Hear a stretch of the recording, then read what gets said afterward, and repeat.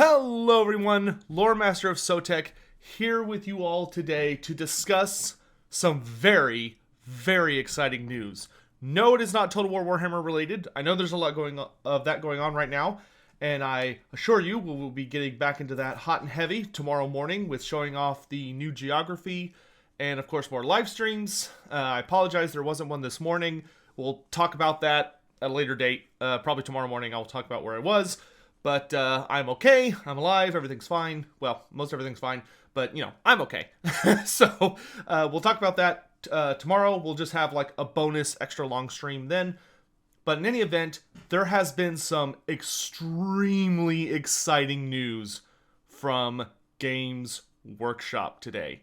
I know a lot of people out there look at Age of Sigmar and they say, oh, that's dumb. Oh, I don't like the way it works. I don't like the way it looks. I miss all the fantasy stuff, yada, yada, yada. But let me tell you something there, my friends. You should really give it a second chance. You should really, I understand a lot of people not liking first edition. I myself hated first edition. I thought it was really dumb. But that was the old Games Workshop. And now we're in the age of the new Games Workshop, where we've been seeing so many exciting things coming to the fore. We've seen more Warhammer Fantasy characters than ever returning to the battlefields. We've seen new campaigns happening that are super exciting. We just saw Morathi turn into a god. Slaanesh gave birth to a baby thing that we're still kind of waiting for some more details on. The old Dark Elves have basically been reunited in Age of Sigmar to form a new faction, except for instead of just being the old Dark Elves, it's the old Dark Elves plus the new Daughters of Cain plus the Idneth Deepkin. So not only are there Dark Elves, but they have a lot more snake ladies, a lot more harpy ladies, and a lot more giant sharks, giant turtles, and giant eels flying through the air to devour people alive than they did in fantasy. So they're even nastier, bleaker, and more hardcore. But today, something that I legit did not think was going to happen, happened. Once I saw the preview for it, I realized what we were in for, but to actually see it confirmed and to get to see the magnificence, so to speak, that was coming for us, allow me to show you. So, as many of you know, many of the characters from Warhammer Fantasy died in various events. The end times being the greatest, honestly, the only thing that caused it, but a lot of characters died in many ways. Some characters had excellent deaths, most characters had terrible deaths. And one thing that we've noticed is that Games Workshop has actually been very cleverly and carefully retconning a lot of what happened in the end times.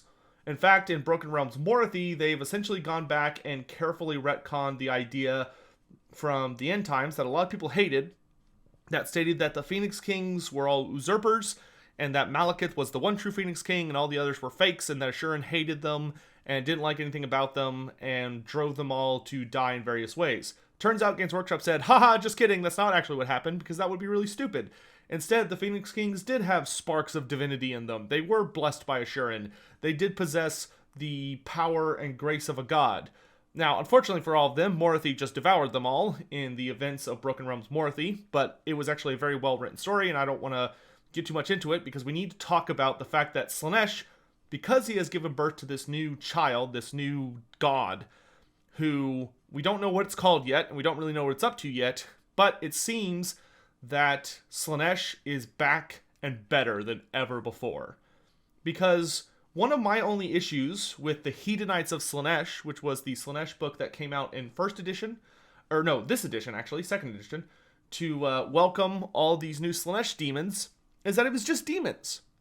Slaanesh came out, and it was kind of a pure demon book. There were different kinds of demons, and there were a lot of new demon models that were absolutely gorgeous, and I think any Slaanesh fan would love it because they really showed all the different kinds of ways Slaanesh can be the god of excess and hedonism, but there were no mortals, and I just thought that was kind of lame. That, all the other gods had all these wonderful mortal servants. You had the Putrid Blight Kings for Nurgle, you had the Bloodbound for Khorne, and you had the Arcanites for Tzeentch. And it was like, oh, okay, well, that's kind of a bummer. But then things started happening. For you see, not only did they start releasing little teasers, but they released a box set that was led by a new Slaanesh mortal model called the Lord of Pain. And I saw the Lord of Pain and I thought, oh, well, that's pretty cool. But, you know, that's only a single mortal. But then they released the Underworlds warband, which had a Slongor, which is the Slaanesh beastman creature, and it looks amazing. And it had a bunch more mortals. And it was like, wow, that's really, really cool. Too bad that they're not just getting, like, true new mortals. And man, you know who I miss? You know who I really miss and who had kind of a, like, he had a good ending, but his actual death was stupid, was Sigvald. Man, I miss Sigvald. There have been so many hints and debates about him returning in the mortal realms. You know, we had a whole thing where the Underworlds universe has this material called Shade Glass, which can trap souls, and supposedly from the city of Shadespire, a faction recovered a piece of shade glass that had the most prideful soul to ever live in it. And a lot of people debated, you know, was it Sigvald? Was it Cetra the Imperishable? Who was this character? And a lot of people thought it was Sigvald. But, you know, we didn't have any confirmation. And then today happened. He's back. Oh, baby. He's back. But you may notice that this is Total War Warhammer Sigvald. This is the Sigvald we all know and love. A great character. But he's just not magnificent enough. I wonder if there's something we could do to him to make him more AoS worthy. You know, Archaon took Dorgar and transformed it from a demonic steed in the shape of a horse to a giant three-headed chimeric dragon. You know, Alariel went from a beautiful but normal elf who is the Everqueen and able to wield some decent power to a giant, gorgeous goddess, one of her arms completely made out of wood like a forest spirit, and she rides a giant pissed off Woodruff beetle. So a lot of the characters have been upgrading in really spectacular ways. So what could we do to Sigvald? Oh, baby. Oh, baby. Look at this man. He's even more magnificent than he was. This is beautiful. They've been returning Warhammer Fantasy characters left and right in AoS. They finally figured it out, man. They finally figured it out that while it's good to introduce new characters who players can fall in love with, like Lady Olander, Orphean Catacross, who are Mortarchs of Nagash, you know, give us new champions for some of the Dark Gods, whether you're getting the new Greater Demon of Slaanesh, for Slaanesh, whose name is slipping me at the moment, but it's the replacement for Nakari, or you've got the Rainfather for Nurgle, you've got all sorts of new champions for Order and Destruction and stuff, but it's still important to bring back powerful, famous characters where they can be. And honestly, I think very deeply that because of the love Sigvald had from the Total War Warhammer community, especially his amazing speeches, they brought him back. And God damn, what an upgrade. They even put out a trailer for him that really shows him off in a pretty funny way. Let's check it out right now.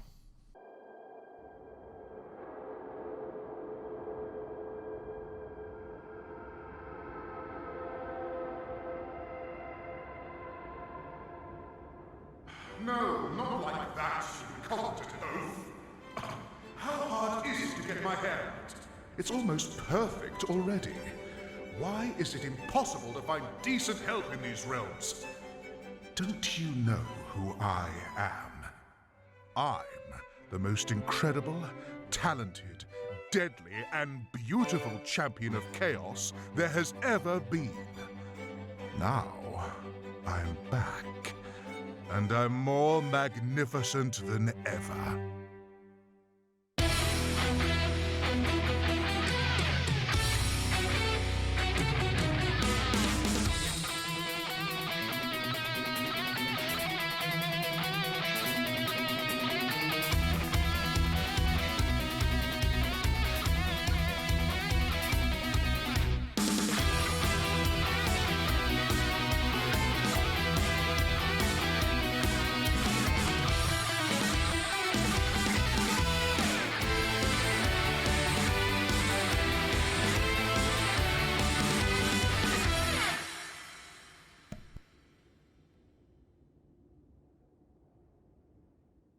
Now that is how you do Slaanesh.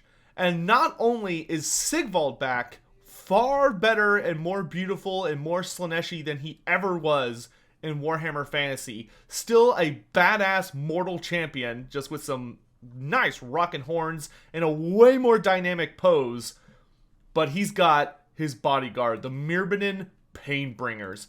These guys are like the Mirror Guard, but way more exciting. Like, oh, the Mortals of Slaanesh are here, dude. And I'm so, look at them. They're beautiful. You can find all this stuff on the Warhammer community page, by the way. But, like, oh, I'm so excited. And then you have these guys who are the Simbarish Twin Souls. So they share their bodies with lesser demons of Slaanesh in exchange for even more power. So it seems like they're basically demonette mortal hybrids. And man, Slaanesh has never looked better, my dude. I am so excited for the Mortals of Slaanesh. Age of Sigmar just keeps outdoing itself time after time after time after time in recent days, recent weeks, recent months, or this year at least. I mean, every faction is getting such exciting new toys to play with, and I'm over the moon. I'm absolutely over the moon. This is such exciting news. And Slaanesh isn't the only one who got new toys to play with, actually. There's also some new stuff for the Slaves to Darkness, which are essentially Archaon's faction, you know, the undivided champions. And let's go ahead and take a look at the video for these guys, but they're part of my favorite game, side game to AoS, which is Warhammer Underworlds.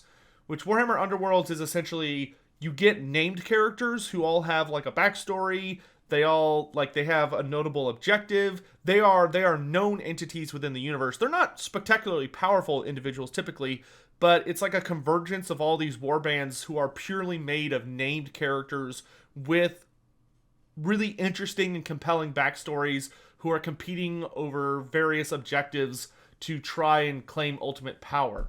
And it makes it really easy to connect with these characters and get to know about them, and it's a very, very fun game to play. There's even a version of it on Steam you can play, which is quite fun. That's literally just called Warhammer's Online. But let's check out what this new warband has to offer us. Kagra's Reavers.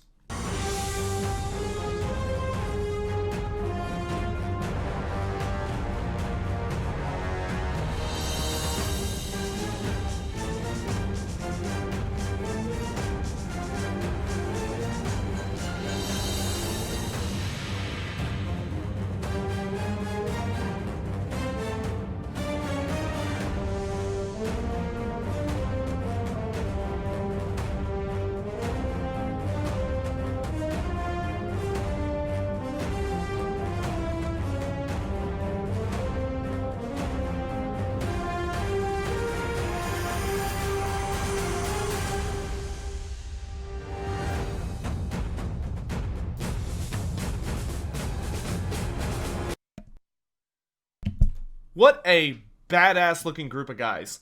Well, and girl. Which I gotta say, I love the female warrior of chaos. She looks absolutely spectacular in that big ass armor. But gosh, like the nice thing about these releases, these Underworld releases, is not only do you get the group to play, say, Dire Chasm with, which is the new. So Warhammer Underworld's TLDR is that it's broken up into seasons, and every season essentially takes place in a new location or over a new objective, and this is season 3, which just started, and it's called Dire Chasm. And it's really exciting to see these guys. Like, we know there's a Seraphon or Lizardman warband coming for Dire Chasm sometime in the future, which I am very excited about.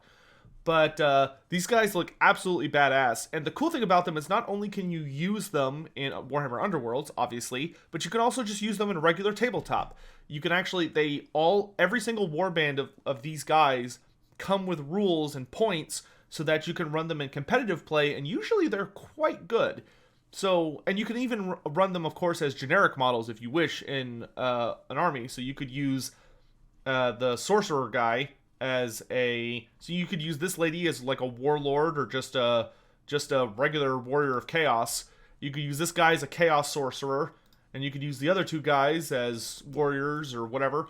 But I mean, they're beautiful models, absolutely beautiful models. And I really think that AoS has hit a perfect stride when it comes to balancing a lot of the desire for people to see the ancestry of Warhammer Fantasy in this setting, while also pushing things forward, bringing in new elements, new characters, new wars, new designs. I just think we're in a golden era for Age of Sigmar. And if you haven't checked it out, now is a really good time to get started. I'll probably make another video if y'all would be interested. Let me know down in the comments. Like, if y'all would really like to see an in-depth video going through the factions and really exploring where you might want to end up, depending on what it is you loved about Warhammer Fantasy, or maybe what you just love about fantasy tropes in general. Because AoS is quite a bit larger than Fantasy. There are much more factions. There's way more factions that cover a wider base of various interests and other stuff like that. And of course, we're still going. We have, there's at least 3 or 4 factions that are very highly anticipated that haven't even released yet. So I just wanted to make a video about this, talking about it. I had hoped to be awake to do the live stream this morning, but as you all know, I was unfortunately unable to do so because there were other things going on. But I just wanted to show all this stuff on a video. I wanted to bring your attention to it. I wanted to just, oogle over the return of Sigvald. I can't believe how good he looks. I can't believe he's back. There were a lot of jokes about Sigvald returning in AoS, a lot of hopes and memes, especially when they found that shard of the mirror. But we all thought that, okay, Sigvald will get a cameo appearance, but they're never going to bring back Sigvald. His lore was a little bit extreme. It was a little bit rated high R. But nah, he's back. And not only is he back, but he's actively seeking revenge, apparently, against Throgg the Troll King. Which Throgg does live in AoS. Throgg has made an appearance, which is kind of weird because his model isn't playable, despite the fact I thought his model was gorgeous and did not need to be retired, but it was retired. So I don't know if maybe they're going to bring Throgg back with his old model, or if he's going to get an updated model, because I think his old model was relatively new as far as fantasy goes. I think it was an 8th edition model, so... but I hope to see Throgg return and maybe get a rematch between the two of these guys. Or who knows, maybe Throgg will just show up and get killed. But the Beasts of Chaos, Beasts of Chaos is the new name of the Beastmen faction. Doesn't really have any special characters. So I know I would be 1,000% for Throgg coming back and being one of the major creatures within their faction. But very, very exciting stuff. This is amazing. I'm crazy excited for the return of Sigvald. Part of my heart hates that they're bringing back all these fantasy characters, because I can feel myself heavily tempted to collect them and paint them and just have them on a shelf where I'm not going to play this faction, more than likely. They don't appeal to my personal play style, and I can only afford to have so many armies. But I really want, just all of the fantasy characters that are back in AoS, painted, to match with their new color schemes. Because so many characters have come back. Altharion the Grim is back. Sigvald is back. Teclis is back. Alariel's back. Gotrek's back. There's a lot of rumors that the Karl Franz is back as the Celestant Prime for the Stormcast. Neferata, Manfred, and Archon the Black are still around. It's just, there's so many characters bouncing around. And I highly suspect we're just going to keep seeing more of them turn up from time to time. I don't think every character is going to come back. I think it's only going to be some characters. I think there are many who have been permanently retired. But, just getting back one every once in a while is so exciting. And I can't wait to get Sigvald's lore and find out where he's been, what he's been up to. We know that he's been wandering around the 8 Points, so he's been in the same area that Archaon's castle or citadel is in. So it'll be really exciting to know what he's been up to. Has he been back all this time? Or maybe is it because Sigvald's Slaanesh's baby was just born. Maybe that has some kind of interaction with it. But it's very exciting. And now that Slaanesh has given birth to its child, which seems to functionally be a new god that is probably going to be representing Slaanesh on the pantheon of the Dark Gods, maybe that's what's finally causing the mortals of Slaanesh to rejoin alongside the other Hedonites so that they can unify into a great force once more. But just thought I'd showcase this all for you all, especially those of you who maybe don't follow what's going on at Games Workshop very closely, which I know is probably a substantial amount of my community. I'm loving the hobby aspect of this game, and I'm so excited for when I can get back into it. I'm actually going to be, probably in the next few weeks, acquiring a camera so I can start doing painting streams again to work on my Night Haunts and Seraphon. So, yeah, hopefully I can get back to having more hobby content on my channel. But in any event, I hope you all have a great day. I'll see you bright and early tomorrow morning at 9 a.m. Central Standard Time to continue our Wood Elves campaign and showcase. And also at 7 a.m. tomorrow, CST, I will be releasing my geography video showing off all the new land masses on Mortal Empires and discussing all of that information, including new factions. So I hope you all have a great night, and I'll see you tomorrow. Thanks for watching, guys.